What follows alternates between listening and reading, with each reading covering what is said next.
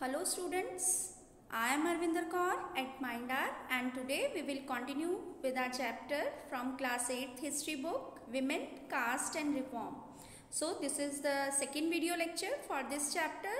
In our previous video lecture we discussed about the condition of the women during the past time and also we discussed about the different social reformers कि कैसे उन्होंने women की condition में सुधार लाने के लिए steps जो थे वो उठाए.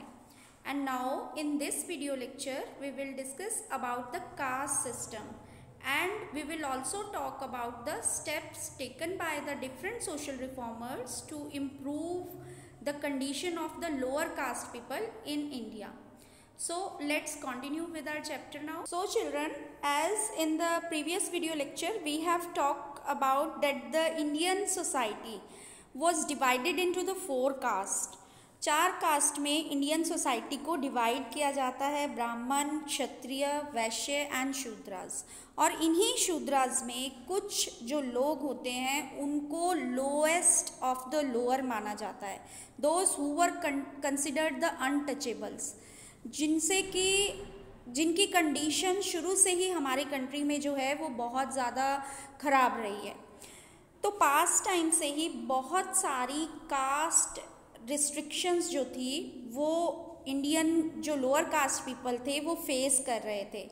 जो अपर कास्ट कम्युनिटी थी they always stayed away from the lower caste people. और ये जो अनटचेबल्स हुआ करते थे इनको ना तो टेम्पल्स में एंट्री करने की परमिशन होती थी, ना ये उन पब्लिक वेल से वाटर ले सकते थे जहाँ से कि बाकी के सब लोग जो थे पानी पिया करते थे.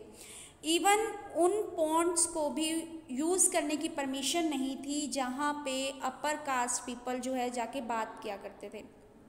So where do they live, ये लोग कहाँ रहा करते थे? ये रहते थे विलेज के आउटस्कर्ट्स के ऊपर, मीन्स गांव के बिल्कुल बाहर का जो इलाका होता था वहाँ पे इनको रहने के लिए जगह दी जाती थी. एंड जितने भी जो मेनियल जॉब्स होती थी वो इन लोगों से कराई जाती थी, सब छोटे से छोटे काम. And they were not allowed to go to schools, even they were not allowed to sit with the other children. और अगर by the chance कोई untouchable community का जो student है वो स्कूल में पढ़ रहा है तो he was only allowed to sit in the veranda of the school. उसको स्कूल में बाकी बच्चों से अलग, बिल्कुल अलग बिठा दिया जाता था. So in these conditions कुछ एक जो ऐसे सोशल रिफॉर्मर्स थे जिन्होंने इनकी कंडीशन को सुधार करने की सोची और इनमें जो स्टेप्स उठाए गए उन्हीं में से एक थे केशव चंद्र सेन, जिन्होंने प्रार्थना समाज जो था वो इस्टेब्लिश किया. And he believed in the spiritual equality of the all cast. इसके साथ साथ परमहंस मंडली जो थी वो फाउंड की गई बॉम्बे में इन 1840, जिन्होंने कि कास्ट सिस्टम के अबॉलिशन के लिए बहुत कुछ काम किए.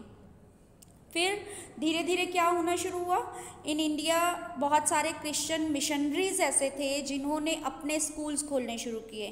किन लोगों के लिए? जो लोअर कास्ट चिल्ड्रन होते थे और जो ट्राइबल ग्रुप्स थे उनके लिए.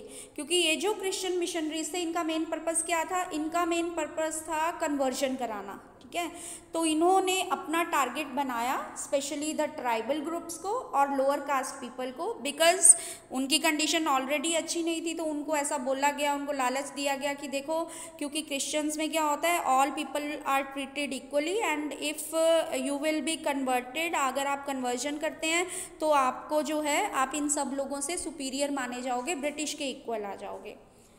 सो एट द सेम टाइम थोड़े और चेंजेस भी आए सोसाइटी में, like the expansion of the cities. अब इसका क्या मतलब है एक्सपेंशन ऑफ द सिटीज़? देखो उस समय क्या होना शुरू हुआ कि बहुत सारे पुअर जो पीपल थे, those who were living in the villages and the small towns, especially those who were of the lower caste, they started to move to the cities. इन्होंने शहरों की तरफ मूव करना शुरू किया because there was a demand of labour. नई factories लग रही हैं, नई इंडस्ट्रीज सेटअप हो रही हैं, तो उनमें काम करने के लिए लेबर भी चाहिए.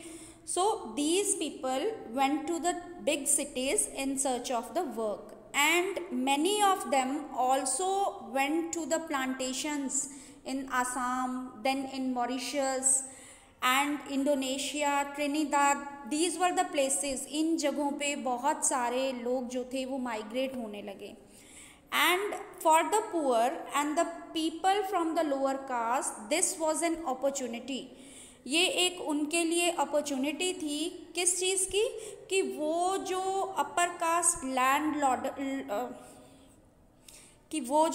कास्ट लैंडलॉर्ड्स होते थे, जो उनको इल ट्रीट किया करते थे, उनके उस ऑपरेशन से बचने की.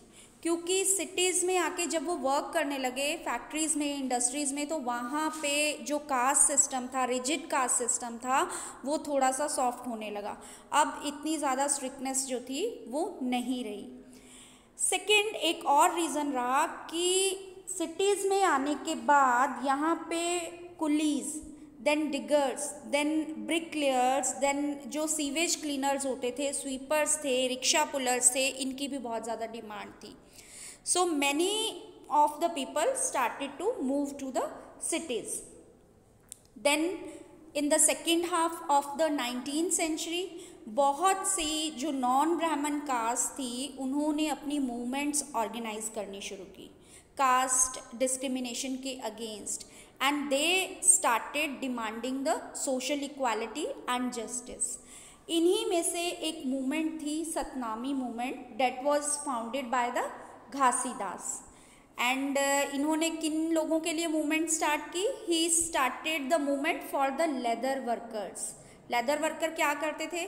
देखो, लेदर से क्या बनता है? शूज़ बनते हैं, बैग्स बनते हैं. एंड लेदर जो है वो किस चीज़ से ऑब्टेन किया जाता था? That was obtain by the skin of the animals, dead animals.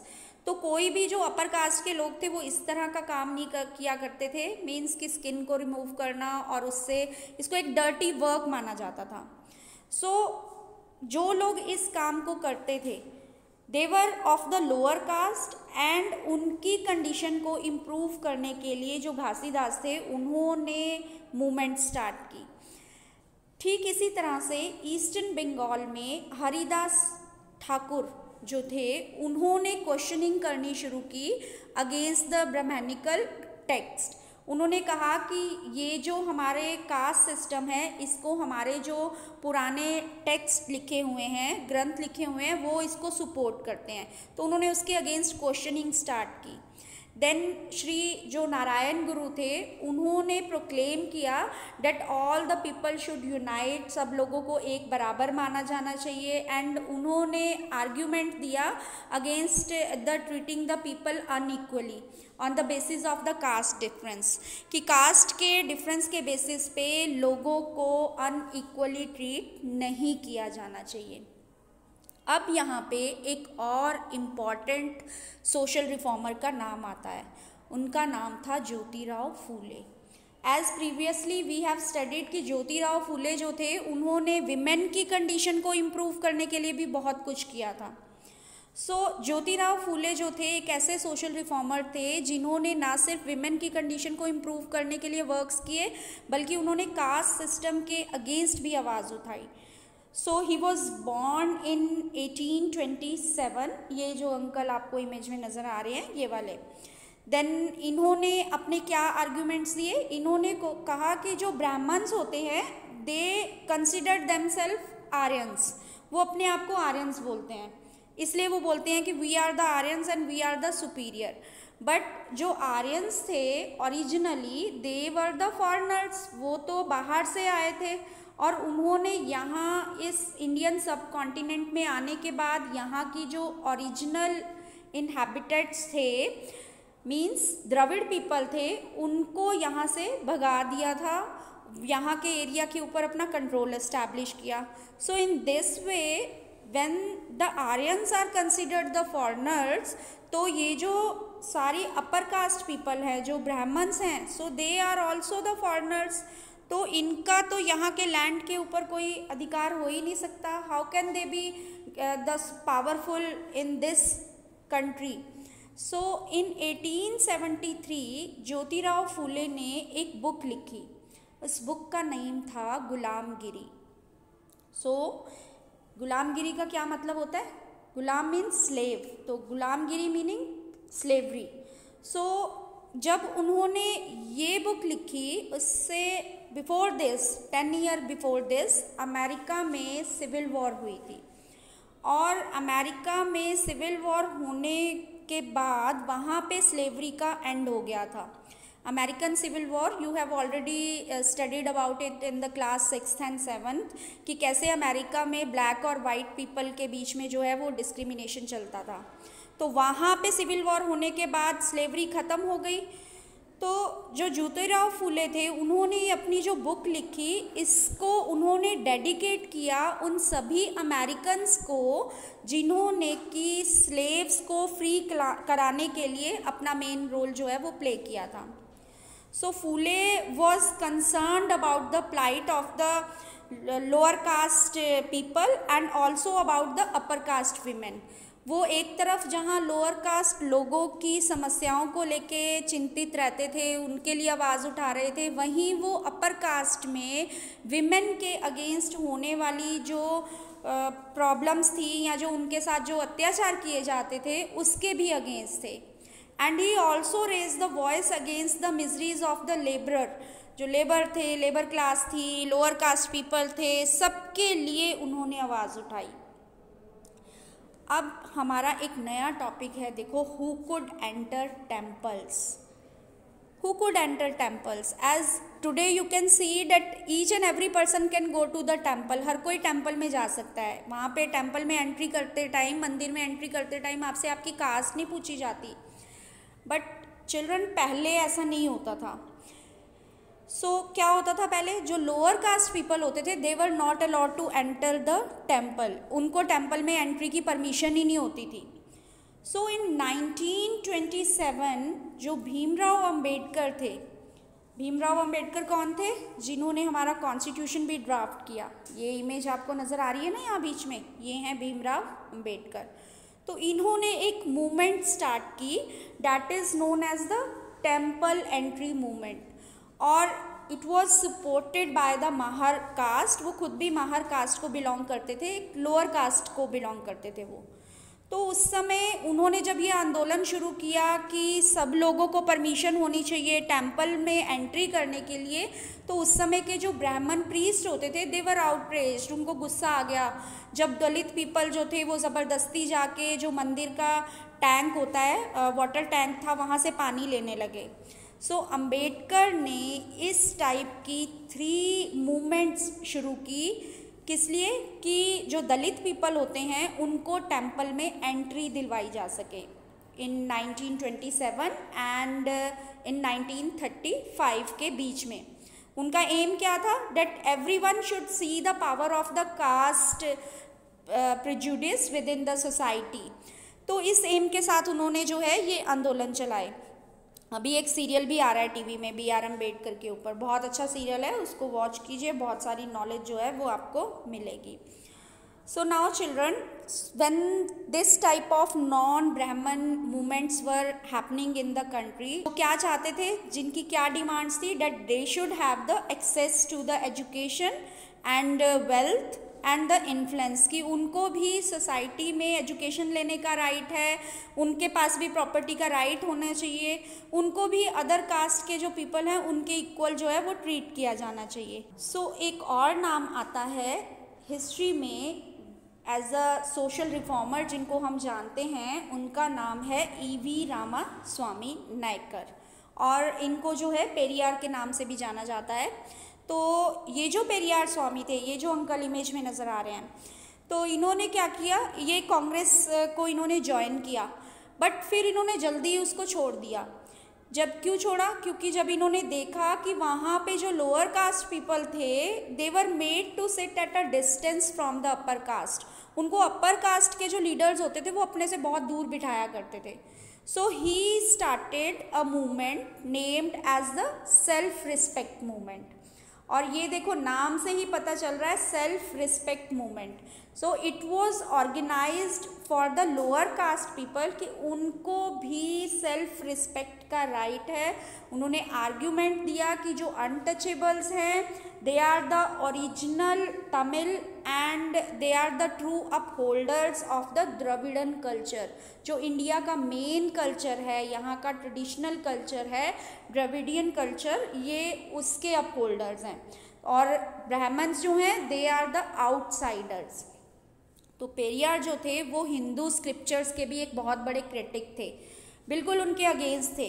उनका मानना था specially about the Bhagavad Gita and then the codes of Manu, जिसको आप मनु स्मृति बोलते हैं, ये उसका बिल्कुल विरोध करते थे, even of the Ramayana also, क्योंकि इनका मानना था कि ये जो सारे टेक्स्ट हैं ये सिर्फ इसलिए इस्टेब्लिश हुए हैं कि जो ब्राह्मण्स की अथॉरिटी है उसको सोसाइटी में बना के रखा जा सके। और इन जो जितने भी ये हमारे टेक्स्ट आते हैं, एनिशेंट टेक्स्ट आते हैं, इसमें लोअर कास्ट जो पीपल हैं उनके ऊपर ब्राह्मण्स का डोमिनेशन जो है वो शो किया जाता है, even not only on the lower caste बल्कि on the women also. So he was against all the ancient text.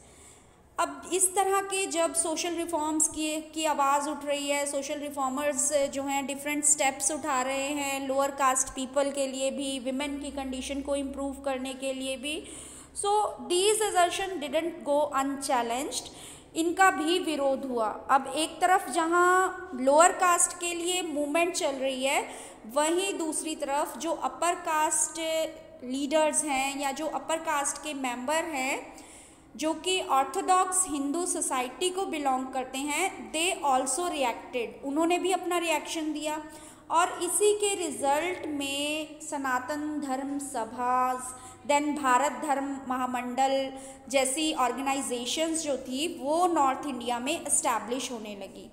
और इसी टाइप से कुछ एक और ऑर्गेनाइजेशंस भी बनी, लाइक अपर कास्ट पीपल जो थे उन्होंने अपनी ब्राह्मण सभा बनानी शुरू की, and Brahman Sabha was formed in the Bengal.